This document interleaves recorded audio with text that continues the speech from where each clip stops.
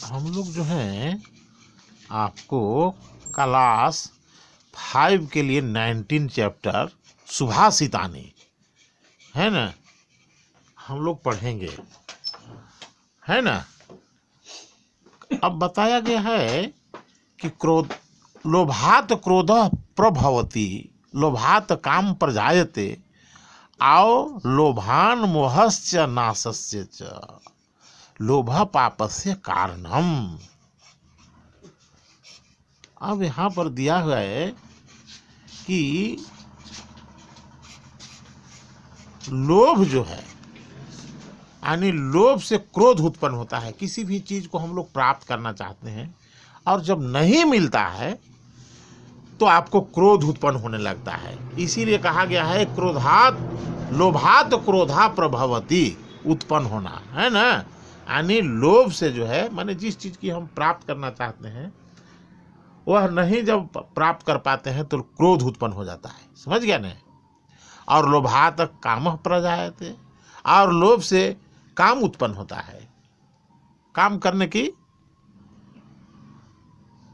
किसी चीज को प्राप्त करने के लिए, है ना, कामनाओं की पूर्ति के लिए जो है ना, माने काम उत्पन्न हो जाता है। लोभात क्रोधः प्रभवति, लोभात कामः प्रजायते, और फिर जो है लोभ से क्रोध उत्पन्न होना और लोभ से फिर काम जो है उत्पन्न होता है। और लोभान मोहश्च नाशस्य च, लोभ और मोह होता है, समझा कि नहीं। और लोभ पापस्य कारणम, लोभ जो है पाप का कारण होता है, यानी गलत काम हम लोग करने लगते हैं, समझा कि नहीं।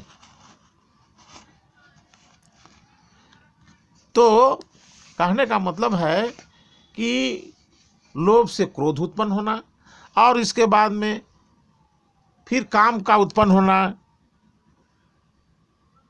लोभ मोह का, लोभान मोहश्च, ये भी उत्पन्न होता है, समझ गया कि नहीं। मोह, लोभ से क्या होता है, मोह, और लोभ जो है पाप का कारण है। लोभ जो है लालच पाप का है, कारण है। छाया नस्य कुर्वन्ति तिष्ठन्ति स्वयाप स्व मातपे फलानेपि प्रार्थाय वृक्षा सत्पुरुषा इव। अब इसमें बताया गया है कि पेड़ पौधे जो होते हैं वो जो है उनकी छाया जो होती है वो दूसरों के लिए, और छाया जो है, पेड़ जो है स्वयं जो है आपको धूप में रहता है ना, धूप में रहता है, कड़ी कड़ाके के धूप में। और फलानी प्रार्थाय वृक्षा सत्पुरुषा इव, यानी फल भी जो है, पेड़ का जो फल जो होता है वह भी दूसरे के लिए होता है, प्रार्थाय मतलब दूसरे के लिए। अब वृक्षा सत्पुरुषा इव, अब वृक्ष कहता है वृक्षा सत्पुरुषा इव, वृक्ष जो है जैसे सत्पुरुष होते हैं, अच्छे लोग जो होते हैं उनकी तरह होते हैं। छाया दूसरों के लिए छाया पेड़ करते हैं और अपने धूप में रहते हैं। फल जो है उनका जो, उसका फल जो है दूसरों के लिए है। अब देखो वृक्ष के बारे में बताया है कि वृक्ष जो है सत्पुरुषों की तरह होते हैं। जैसे सत्पुरुषों का काम जो है आपको कल्याण करना होता है, उसी तरह से वृक्ष भी क्या करते हैं, कल्याण करते हैं, है ना, यानी सत्पुरुष की भांति। अब आगे देता है कि दाने न पानी न तू कंगने, हाथ जो है, पानी मतलब होता है हाथ, दान करने के लिए, न कि कंगन से शोभा बढ़ाने के लिए। यानी पानी जो है, हाथ जो है दान करने के लिए होता है, न कि कंगन आदि से शोभा बढ़ाने के लिए, है कि नहीं। आगे कहता है आसनेन शुद्धि स्नानेन शुद्धि, स्नान करने से शरीर क्या हो जाता है, शुद्ध हो जाता है, न कि चंदन लगाने से। फिर कहता है मानेन तृप्ति, आदमी का जो है मान से संतुष्टि मिलती है, न कि भोजन से। ज्ञानेन मुक्ति, यानी ज्ञान से मुक्ति मिलती है। न तो मुंडनेन, यानी मुंडन करने से नहीं, शरीर मुड़वा लेने से नहीं होता है, बल्कि क्या करने से होता है कि ज्ञान से मुक्ति मिलती है। आपके पास अगर ज्ञान हो गया तो समझ लीजिए आप मुक्त हो जाइएगा।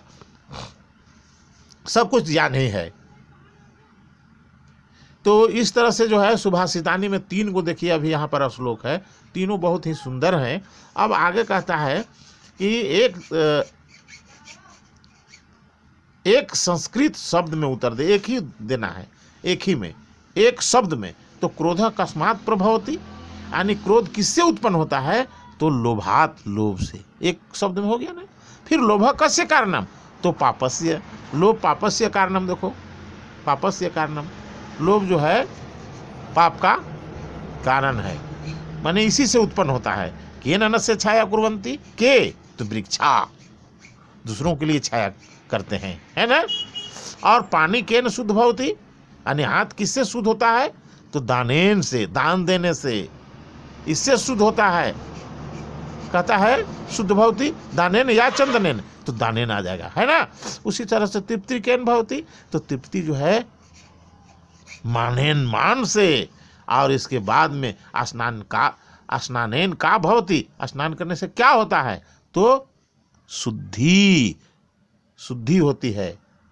समझ गया कि नहीं? स्नान करने से शरीर क्या हो जाता है? शुद्ध हो जाता है। अब दूसरा में कहता है पाठ में प्रयुक्त 4 अव्यय चुने।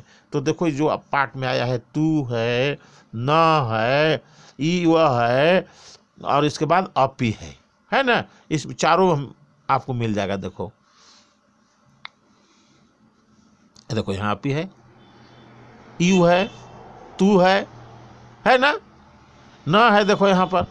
तो यही जो है 4 गो अव्यय जो है इसमें प्रयुक्त हुआ। फिर अगला जो है तो देखो संधि विच्छेद करें, फलानि अपि, तो यहाँ तक जो है फल जोड़ अन्यापि, फलन्यापि, है ना। इसके बाद देखो पर जोड़ अर्थाय, परर्थाय, है ना, दीर्घ संधि हो गया ये। और इसके बाद में यह दीर्घ संधि है।